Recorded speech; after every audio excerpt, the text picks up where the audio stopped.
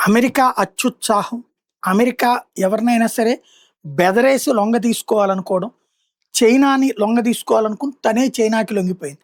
భారతదేశం విషయంలో ఇంకా అంతటి స్థాయికి మనం ఎదగలేదు కాబట్టి ఆడుకుంటోంది. అయితే భారతదేశం ఆల్టర్‌నేటివ్ వైపుకి వెళ్ళిపోయింది. ఓ రకంగా అమెరికాని నమ్ముకుని అమెరికాకి ఎగుమతుల మీదనే ఇంకా కాన్సంట్రేట్ చేస్తూ ఉంటే మనల్ని ఆడుకుంటదది. కానీ బ్రిటన్‌తో ఎంఓయూలు కుదుర్చుకున్నాం.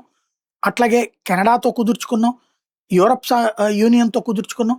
తద్వారా వాణిజ్య ఒప్పందాలు వాళ్ళందరితో కుదిరిపోయింది. ఇప్పుడు సరికొత్తగా చైనా, వియత్నాం, థాయిలాండ్‌కి 60% ఎగుమతులు పెరిగినాయి. ఇరాన్‌కి బాస్మతి రైస్ ఎగుమతి 6 రెట్లు పెరిగింది. మొత్తం లాస్ట్ ఇయర్‌తో పోలిస్తే 6.7% ఎగుమతులు పెరిగినాయి. వితౌట్ అమెరికా 38 బిలియన్ డాలర్స్‌కి చేరింది. తద్వారా అమెరికా ఓ రకంగా మనల్ని రెచ్చగొట్టి లేదా మనల్ని ఇబ్బంది పెట్టి కొత్త మార్కెట్‌ని మనకిచ్చి గిఫ్ట్ ఇచ్చిందనుకోవాలన్నమాట.